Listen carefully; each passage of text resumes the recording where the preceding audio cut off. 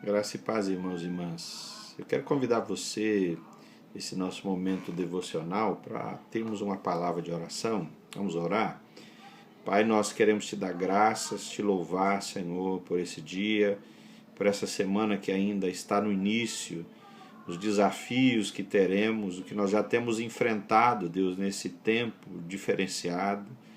Que a tua mão esteja sobre nós, Senhor, que tu nos ministres, que tu nos ensines, ó Deus, o que é possível aprendermos nesse tempo. E que, Deus, nós creiamos que nós estamos debaixo da tua mão, estamos sendo ministrados pelo teu Espírito, estamos na presença de Jesus e recebendo o sopro do teu Espírito. Que nós ouçamos a tua palavra, sejamos edificados por ela, ó Deus, para vivermos a tua vontade nesse presente século. Nós te agradecemos por tudo, em nome de Jesus. Amém. Amém, irmãos. Eu estava pensando que nesse tempo que nós temos vivido, surge uma pergunta para alguns de como é que nós vamos cultuar, como é que nós vamos oferecer culto a Deus. Porque essa experiência de nós não estarmos congregados juntos, para alguns, ela é de fato diferente, mas para alguns ela é ilegítima. Como é que a gente oferece culto? Será que é suficiente nós acessarmos algum aparelho, entrarmos na internet, no Facebook, e meio que assistirmos uma celebração ou ouvirmos uma ministração? E será que isso é suficiente para a gente dizer que ofereceu o culto a Deus? Afinal, o que é um culto? O que é culto? O que significa cultuar? Essa é uma pergunta que talvez você não formulou, mas lá no fundo ela está dentro de você. O que é cultuar? Será que nós estamos cultuando a Deus nesse tempo? Ou é impossível nós continuarmos cultuando a Deus nesse tempo? E se é possível cultuar, que jeito é esse culto, afinal? Do mesmo jeito que outrora não é mais. Que jeito é então? Existe um novo jeito de cultuar? Bom, para isso eu quero chamar sua atenção para um texto que está em Romanos, capítulo 12, um texto conhecido nosso, Romanos 12, verso 1 e 2, onde a palavra de Deus diz o seguinte: rogo-vos, pois, irmãos, pelas misericórdias de Deus, que apresenteis o vosso corpo por sacrifício vivo, santo e agradável a Deus, que é o vosso culto racional.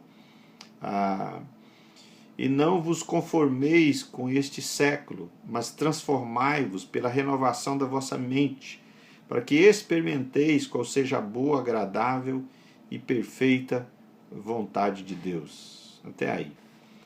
Então, o apóstolo Paulo faz um pedido insistente aos irmãos que estão em Roma, a comunidade cristã em Roma. E esse pedido tem a ver com o culto, com a maneira de cultuar, com o espírito do verdadeiro culto. E para Paulo, o verdadeiro culto não é simplesmente se reunir num templo e cantar canções e oferecer orações e saudar irmãos com a paz do Senhor. Para o apóstolo Paulo, o verdadeiro culto vai além ou para além de tudo isso. O verdadeiro culto pode ser celebrado de uma outra forma e de um outro jeito. O verdadeiro culto pode acontecer também fora do templo. Isso significa que se reunir num lugar para celebrarmos juntos não é importante e é necessário. É por isso que eu incentivo você que naqueles horários em que nós postamos os cultos, as programações da igreja, se for possível que nós estejamos juntos assistindo naquele mesmo horário, como sinal da nossa unidade. Mas a pergunta é, a única maneira de cultuar é essa? Não. O apóstolo Paulo dá uma pista para mim e para você quando ele diz que nós oferecemos o culto espiritual, o culto verdadeiro, esse culto que ele chama de racional, quando nós apresentamos o nosso corpo como sacrifício vivo. O que Paulo está dizendo é que antes, no Antigo Testamento, o culto envolvia alguém trazer um animal que era sacrificado, e a oferta que era dada a Deus por nossos pecados era oferta, ou seja, era entregue um animal morto. Alguém ou algo morria, né? Esse animal morria e se tornava uma oferta para Deus. O que Paulo está dizendo aqui, porque Jesus veio e morreu no nosso lugar, Paulo está dizendo a oferta, ou seja, aquilo que nós apresentamos para Deus hoje, a oferta que nós entregamos para Deus hoje não é mais de alguém morto. Mas a verdadeira oferta agora não é morrer para Deus, simplesmente. Mas a verdadeira oferta, na linguagem de Romanos, é eu me entregar nas mãos de Deus a fim de que eu viva para Deus. Eu entrego tudo que eu tenho, tudo que eu sou no altar de Deus a fim de que eu viva para Deus.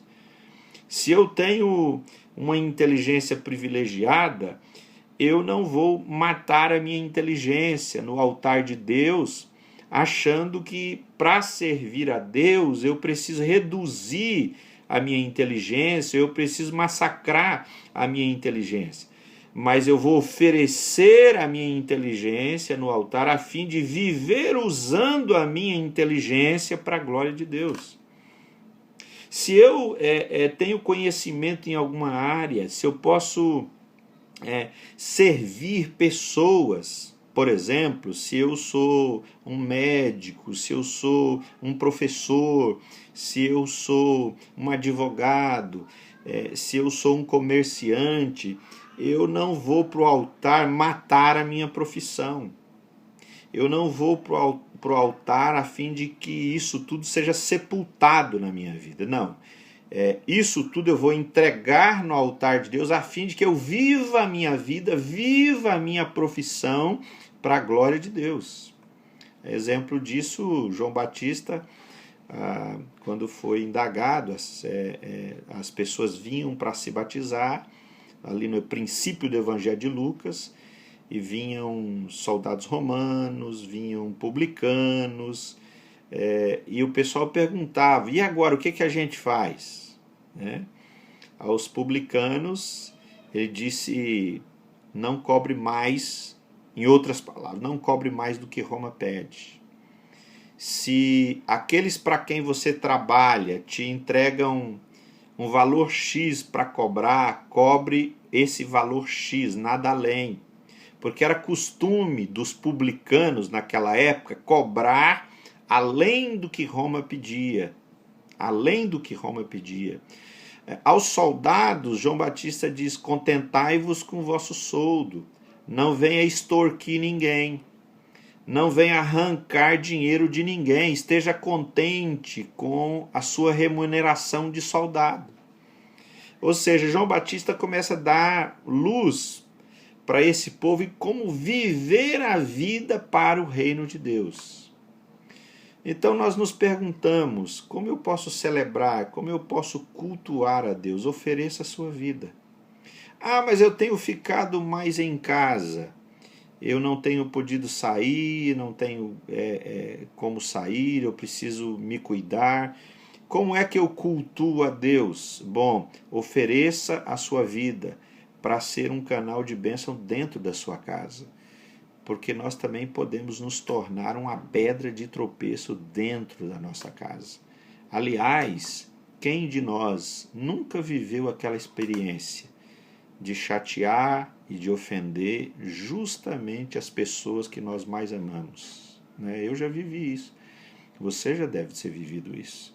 Justamente chatear e magoar as pessoas que nós mais amamos. Então nós precisamos ouvir essa voz do Espírito que diz: ofereça a sua vida e viva para mim. Viva para mim.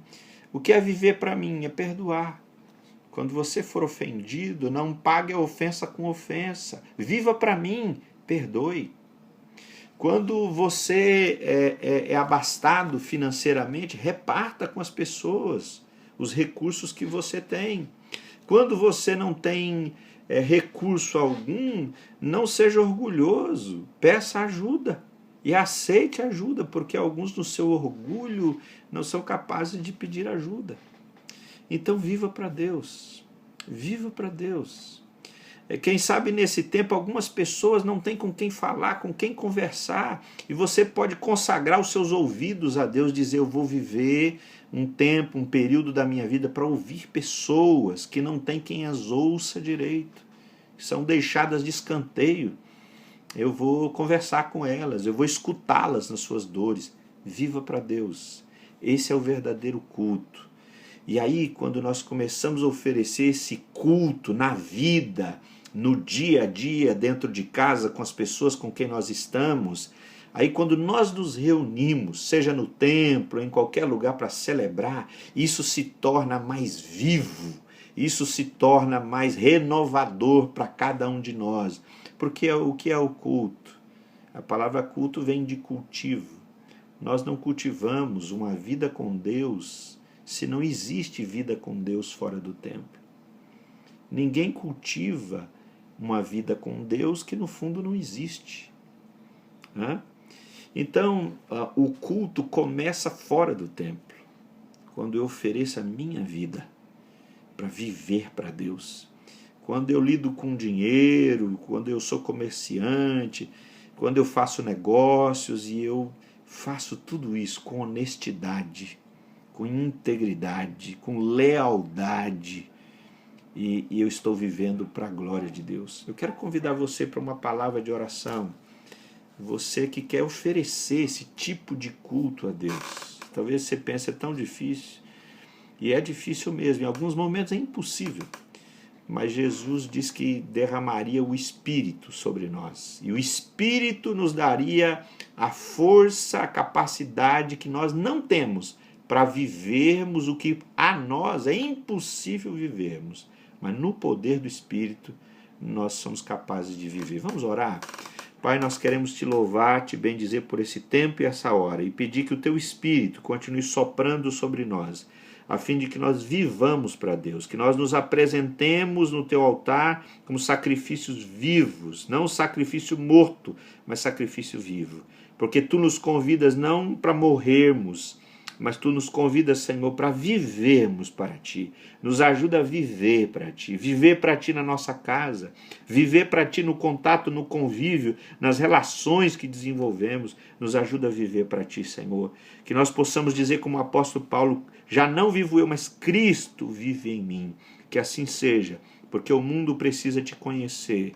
Ó Deus, o mundo precisa te conhecer. Tu és a nossa cura, a nossa restauração. Nós louvamos o teu nome e te agradecemos. Amém. Que Deus abençoe você.